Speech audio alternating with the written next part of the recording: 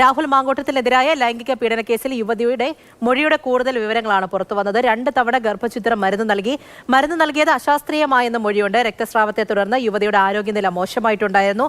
യുവതി 2 ആശുപത്രികളിൽ ചികിത്സ തേടി. ഒപ്പം തന്നെ യുവതിയെ ചികിത്സിച്ച ഡോക്ടർമാരുടെ മൊഴിയെടുക്കുന്നതായിരിക്കും. AK സ്റ്റെഫിൻ ഉണ്ട്. സ്റ്റെഫിൻ, ഗുരുതരമായ പരാമർശങ്ങളാണ്, തുടർന്നോളൂ.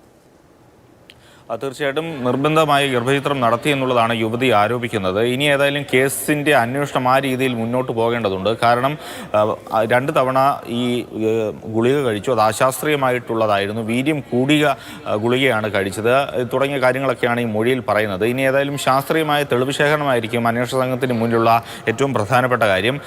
ആശുപത്രിയുടെ വിവരങ്ങൾ, അതോടൊപ്പം തന്നെ ഈ പെൺകുട്ടിയെ ചികിത്സിച്ച ഡോക്ടർമാർ, അവരുടെയൊക്കെ മൊഴിയെടുക്കുന്നതായിരിക്കും ഈ അന്വേഷണവുമായി ബന്ധപ്പെട്ട ഏറ്റവും നിർണായകമായ കാര്യമായി ഇനിയുള്ളത്. കഴിഞ്ഞ ദിവസം മൊഴിയെടുക്കുന്ന ഘട്ടത്തിലാണ് യുവതി ഇത്തരത്തിലുള്ള ഗുരുതരമായിട്ടുള്ള പരാമർശങ്ങൾ പറഞ്ഞത്.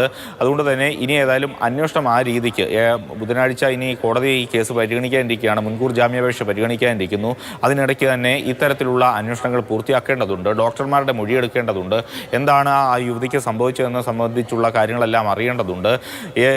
പ്രതിഭാഗം, അതായത് രാഹുലിൻ്റെ അഭിഭാഷകൻ തന്നെ കഴിഞ്ഞ ദിവസം എല്ലാം വ്യക്തമാക്കിയത് ഗർഭചിത്രം നടത്തിയെങ്കിൽ അതിന് എന്ത് മെഡിക്കൽ എവിഡൻസ് ആണ് ഉള്ളത് തുടങ്ങിയ കാര്യങ്ങളൊക്കെയാണ് അദ്ദേഹം ചോദിച്ചിരുന്നത്. കോടതിയും ആ കാര്യം തന്നെയാണ് മുൻകൂർ ജാമ്യാപേക്ഷ പരിഗണിക്കുമ്പോൾ രാഹുലിൻ്റെ അഭിഭാഷകൻ ധരിപ്പിക്കാനുള്ള സാധ്യതയും ഉള്ളത്. ആ കാര്യങ്ങളെല്ലാം തന്നെ കോടതിയെ അറിയിക്കും. അങ്ങനെ മുന്നോട്ട് പോകുമ്പോൾ ഈ മൊഴി എത്രത്തോളം കേസിനെ നിർണായകമായി സ്വാധീനിക്കുമെന്നുള്ളതാണ് ഇനി അറിയേണ്ടത്.